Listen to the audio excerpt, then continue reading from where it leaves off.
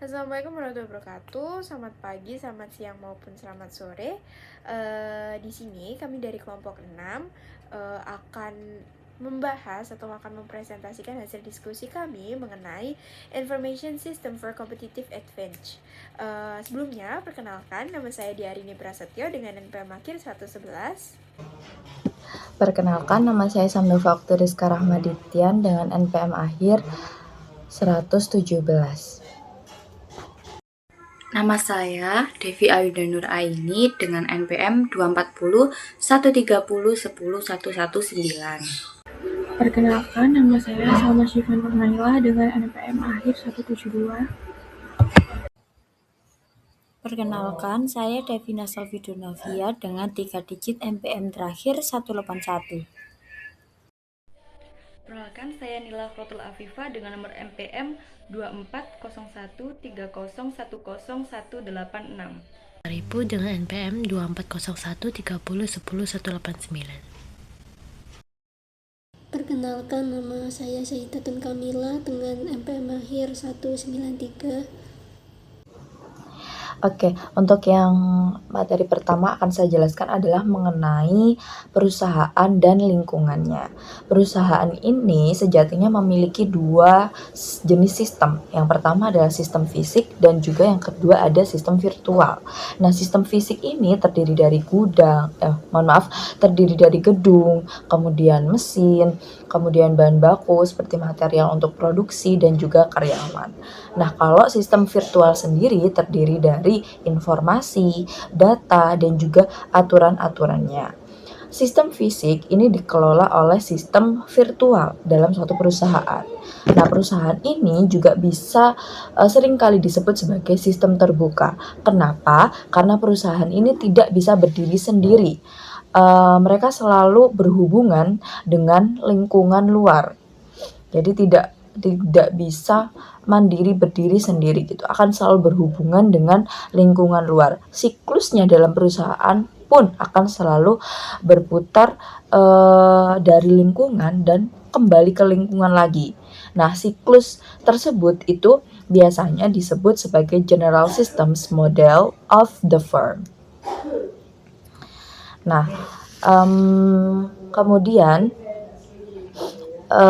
dari siklus tersebut yang dari lingkungan akan diolah oleh perusahaan, kemudian hasilnya akan kembali lagi ke lingkungan, bisa kita lihat dalam gambar yang sudah ditampilkan oleh slide PPT ini. Nah, model sistem umum perusahaan atau yang tadi sudah saya sebutkan General Systems Model of the Firm, ini bagian terluar adalah lingkungan yang menghasilkan sumber daya yang akan mempengaruhi proses berjalannya suatu perusahaan, yang memenuhi kebutuhan dari perusahaan. Nah, kemudian di sini ada standar, manajemen, dan pengolah informasi.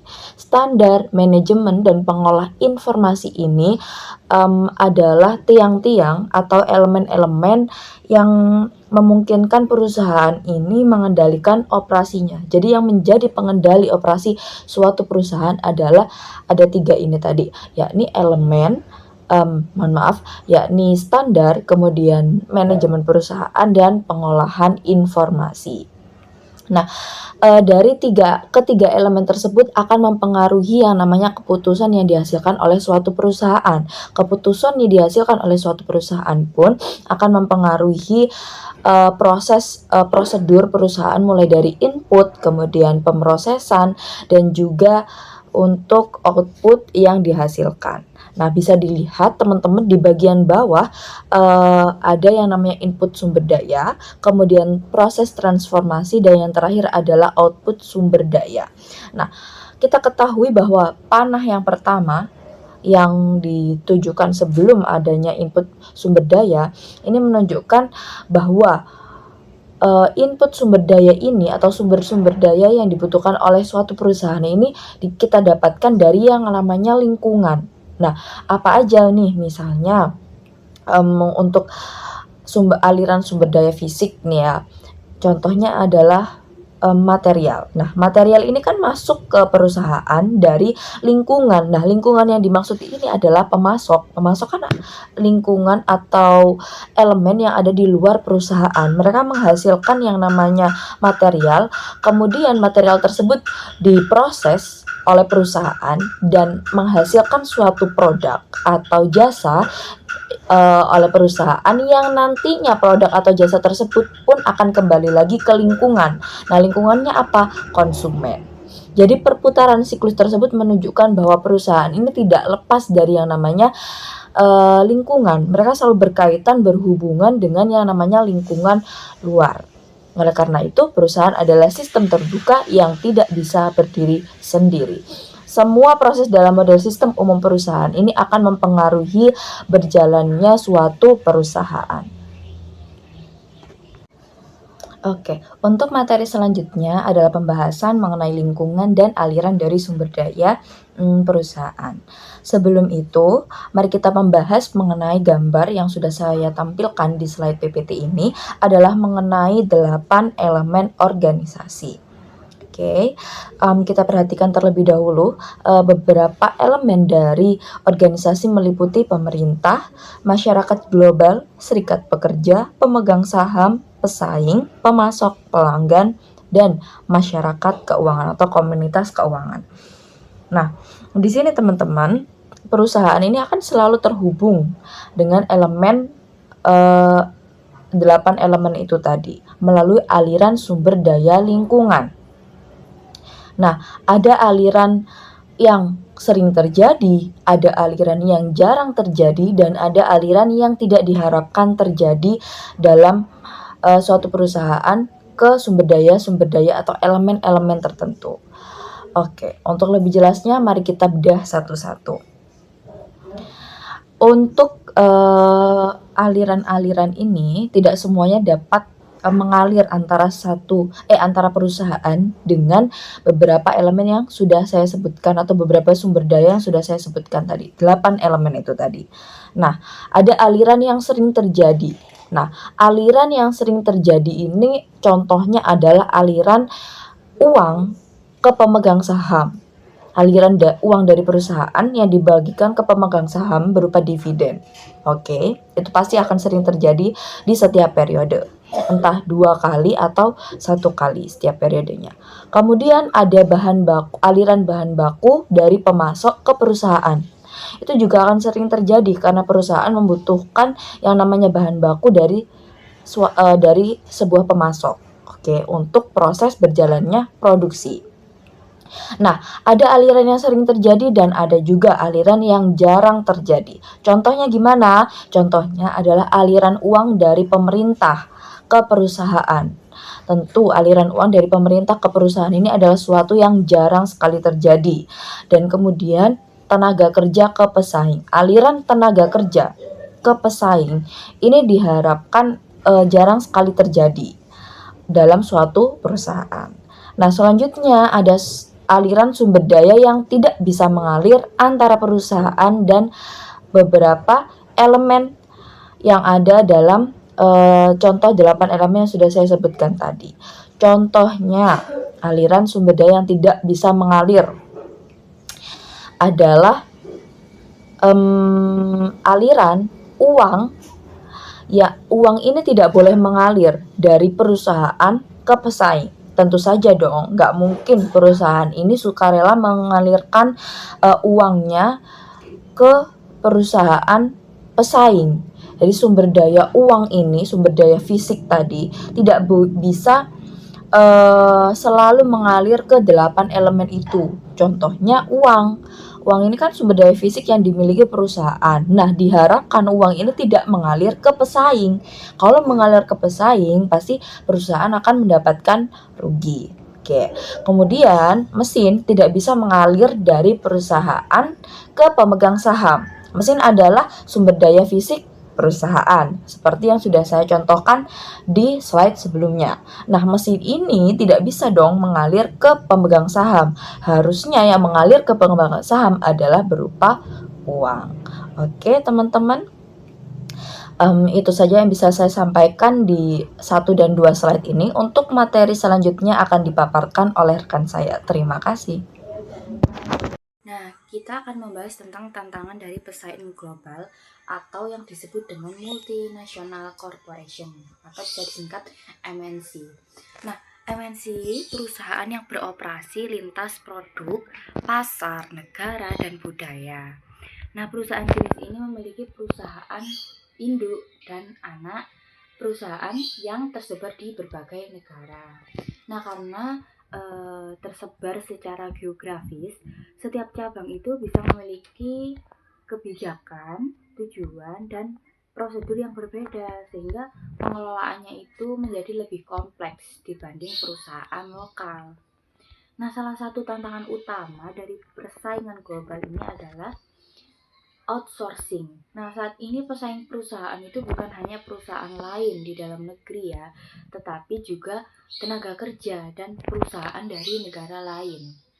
Nah, banyak perusahaan melakukan outsourcing ke negara seperti India, Cina, kemudian Eropa Timur, dan Asia Tenggara karena biaya tenaga kerjanya itu jauh lebih murah.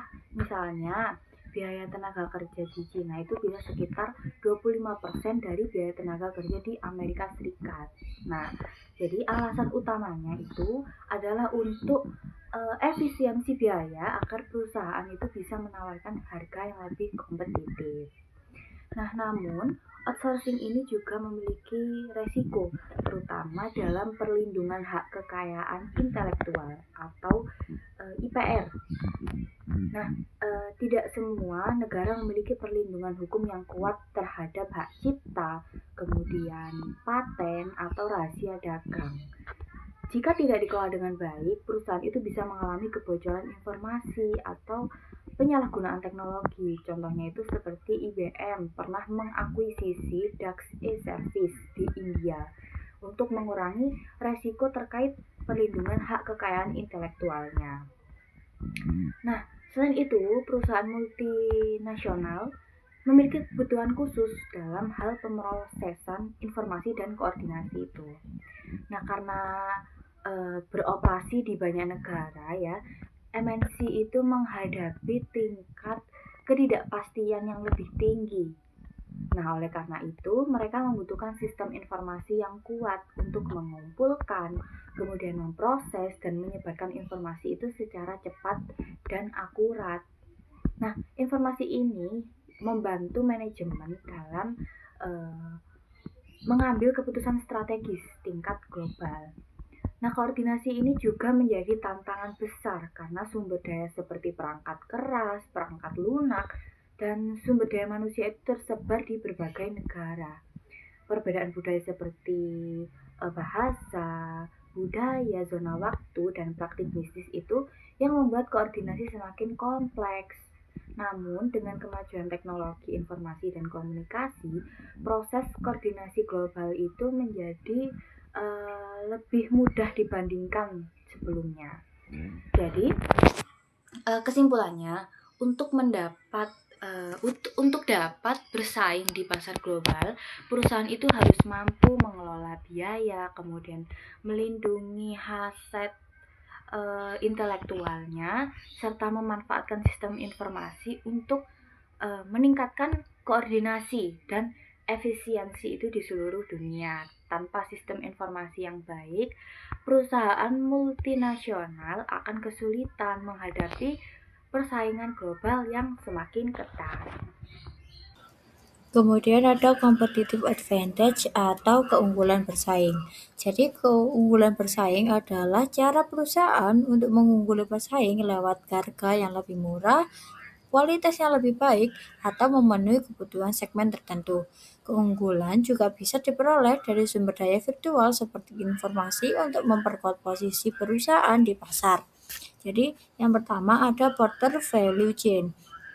Jadi Porter ini menjelaskan bahwa perusahaan bisa memperoleh keunggulan kompetitif melalui value chain, yaitu rangkaian aktivitas yang dibagi menjadi aktivitas utama, yakni logistik masuk, operasi, logistik keluar, pemasaran atau penjualan, dan juga layanan, dan aktivitas pendukung seperti infrastruktur perusahaan, manajemen sumber daya manusia, pengembangan teknologi, dan juga pembelian. Semua aktivitas ini bertujuan untuk meningkatkan margin dan juga keuntungan perusahaan. Jadi keunggulan kompetitif dapat diperluas juga dengan menghubungkan value chain perusahaan dengan pemasok, distributor, dan juga pelanggan melalui information system atau IOS atau value system. Contohnya seperti just in time atau JIT atau reservasi online. Dalam hal ini, informasi menjadi faktor penting yang mendukung setiap aktivitas dalam rantai nilai. Yang kedua, ada dimensi of competitive advantage atau dimensi keunggulan bersaing. Jadi, keunggulan bersaing bisa dicapai dalam 3 tingkat, yakni strategis, taktis, dan juga operasional. Jadi, keunggulan strategis ini terjadi ketika sistem informasi mengubah arah dan juga cara kerja perusahaan secara mendasar.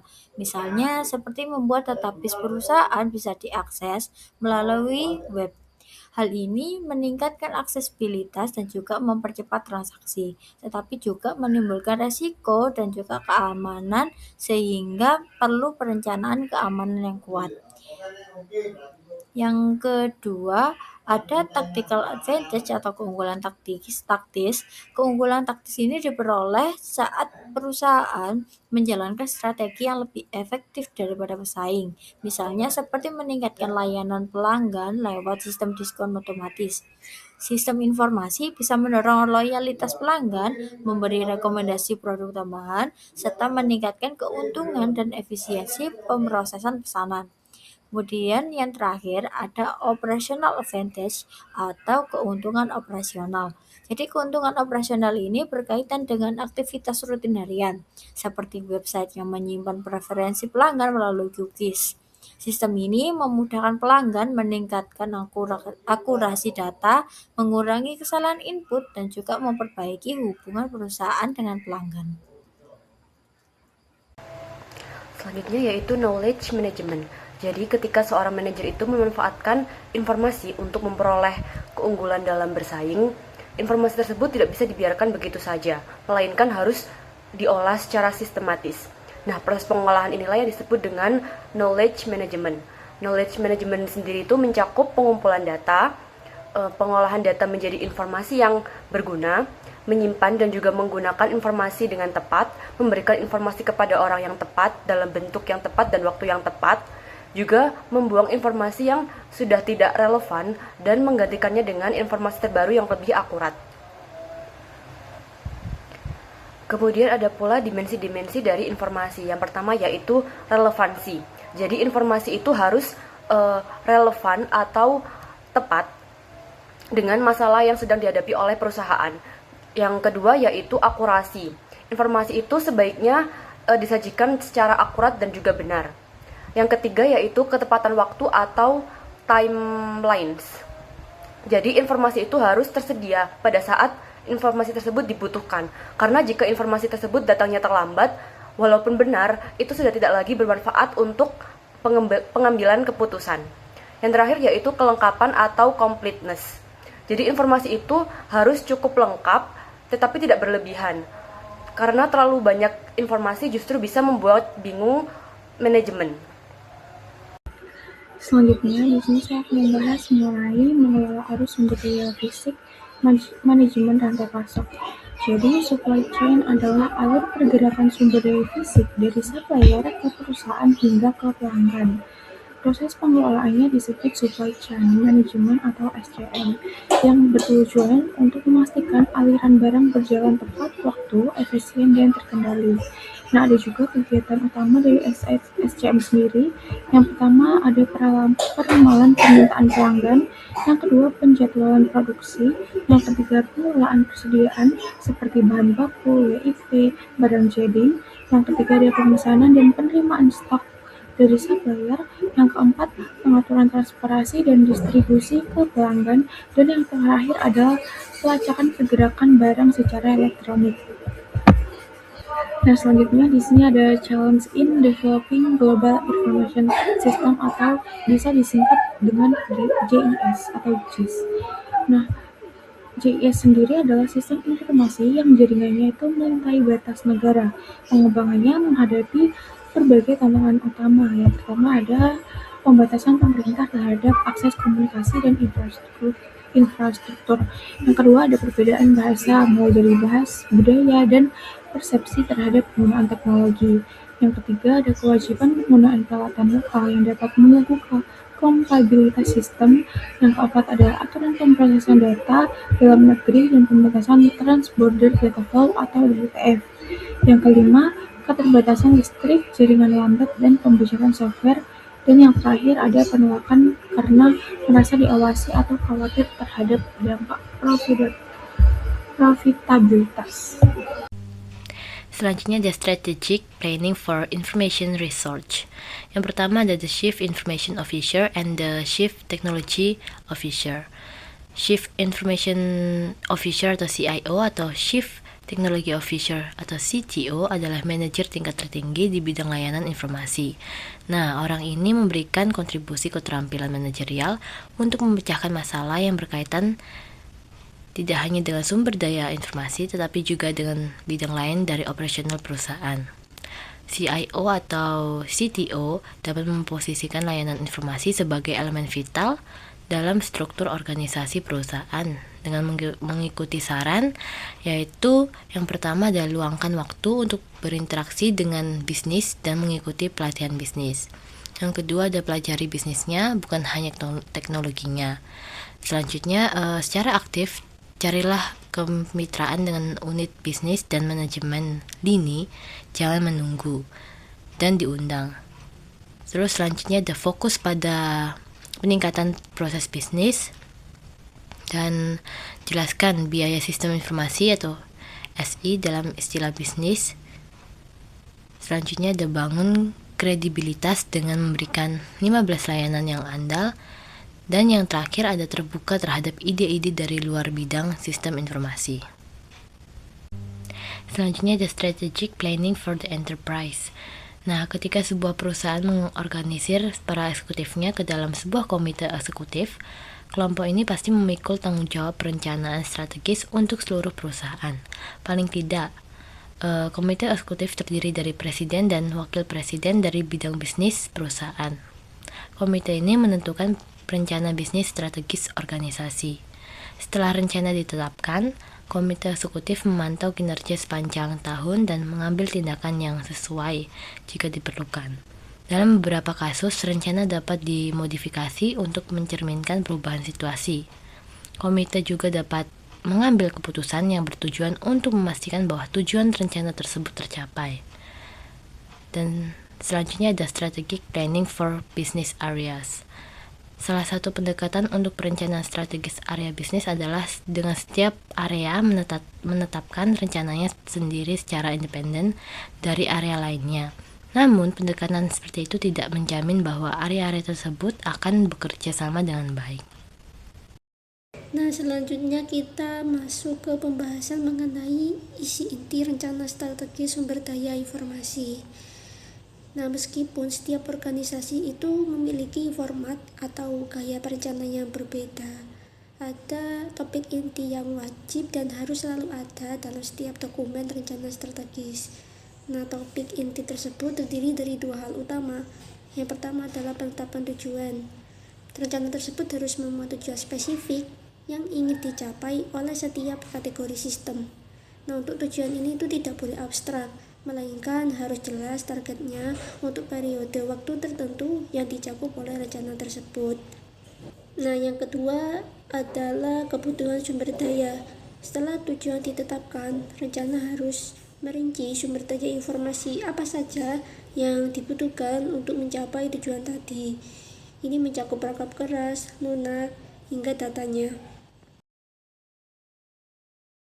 Nah, berikut adalah contoh dari dokumen rencana strategis. Seperti yang terlihat pada diagram, alurnya bergerak dari penetapan tujuan di kotak bagian atas seperti tujuan sistem pemrosesan transaksi atau MIS, yang kemudian diturunkan menjadi kebutuhan sumber daya spesifik di kota bagian bawah seperti hardware, software, dan data. Dokumen ini berfungsi sebagai laporan mandiri yang lengkap. Isinya mencakup ringkasan eksekutif, ruang lingkup layanan IT, hingga rencana kerja teknis. Tujuannya yaitu satu, menjadi panduan implementasi sistem agar perusahaan dapat mencapai 15 target strategisnya dengan sukses. Baik, di sini saya akan menjelaskan mengenai studi kasus. Jadi kelompok kami menggunakan kasus di mana TikTok itu mengintegrasikan TikTok Shop dengan Tokopedia. Jadi kalau kita tahu ya, kalau misalkan kita nonton di TikTok itu tuh pasti ada kayak keranjang kuning. Nah, jadi sebenarnya awalnya itu kan sebenarnya bukan Tokopedia, karena kalau misalkan kita tahu sekarang itu Tokopedia. Jadi kita mulai dari awal ya. Jadi sebenarnya di awal itu TikTok itu mereka itu ngembangin yang namanya TikTok Shop, dimana itu tuh sama kayak yang sekarang, yaitu belanja online dari aplikasi mereka atau aplikasi media sosialnya mereka atau TikTok itu tadi. Jadi pengguna itu atau user itu nggak perlu buat pindah dari aplikasi mereka buat nyari lagi di e-commerce gitu. Jadi user itu bisa beli produk di aplikasi mereka itu langsung.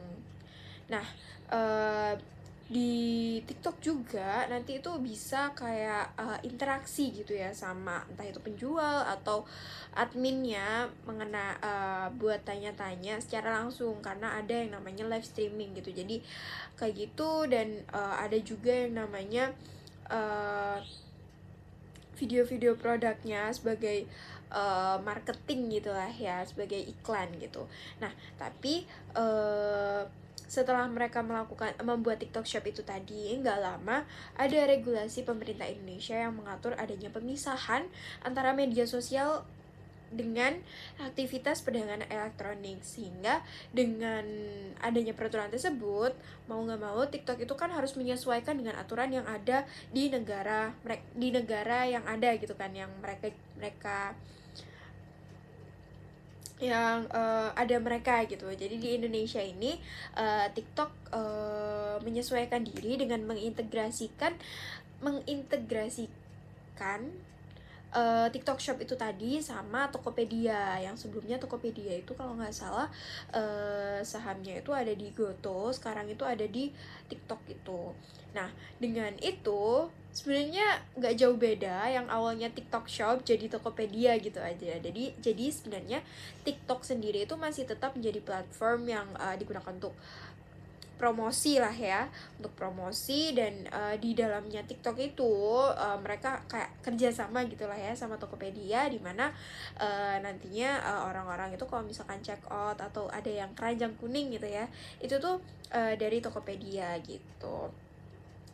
Nah, di sini itu juga mereka tuh pakai teknologi AI atau artificial intelligence, dimana itu untuk nentuin perilaku user atau pengguna, kayak tontonan videonya, interaksinya, terus minat belanjanya itu di apa gitu. Jadi yang muncul di FYP atau for your page-nya mereka itu produk-produk yang sudah disesuaikan secara otomatis dengan preferensi para penggunanya gitu. Nah, setelah itu ini kita masuk ke bagian analisis kasus gitu ya. Jadi yang pertama kita analisis sama di bagian perusahaan dan lingkungannya, di mana perusahaan atau TikTok ini menyesuaikan strategi bisnis dikarenakan adanya perubahan teknologi, persaingan pasar, dan regulasi pemerintah. Nah, kali ini itu lebih ke regulasi pemerintah. Kenapa? Karena ya kayak yang sempat saya jelaskan tadi, bahwasanya pemerintah Indonesia itu tidak memberlakukan adanya pemisahan antara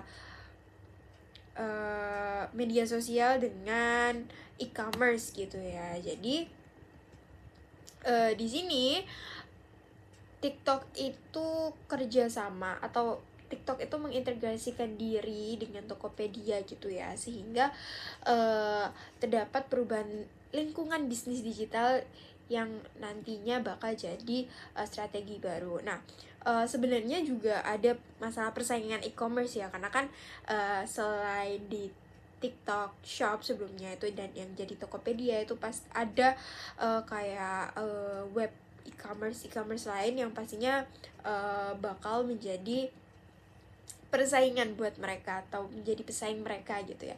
Jadi gimana caranya sih si perusahaan itu atau TikTok ini itu bisa survive di antara persaingan-persaingan e-commerce Indonesia yang banyak gitu. Kemudian yang kedua ada di lingkungan dan aliran sumber daya. Nah, di perusahaan digital ini sumber daya itu nggak cuma di barang fisik tapi juga informasi dan data. Nah, di TikTok ini mereka itu udah bagus banget karena mereka itu dapat sumber daya ya, dapat aliran sumber daya itu dari aktivitas pengguna kayak tontonan video, klik, pencarian produk, dan transaksi pembelian. Sebenarnya kalau misalkan transaksi pembelian maupun pencarian produk itu kan ada di seluruh e-commerce ya. Tapi kalau misalkan di TikTok ini tuh plusnya mereka adalah karena ini gabung gitu kan antara Tokopedia sama TikTok gitu ya. Jadi bisa dilihat dari konten-konten yang mereka lihat itu, komentar-komentar mereka, dan itu tuh bisa nanti ngebuat pengguna di FYP penggunanya itu muncul-muncul yang ya emang diminati gitu. Jadi pengguna itu bisa check out dengan cepat.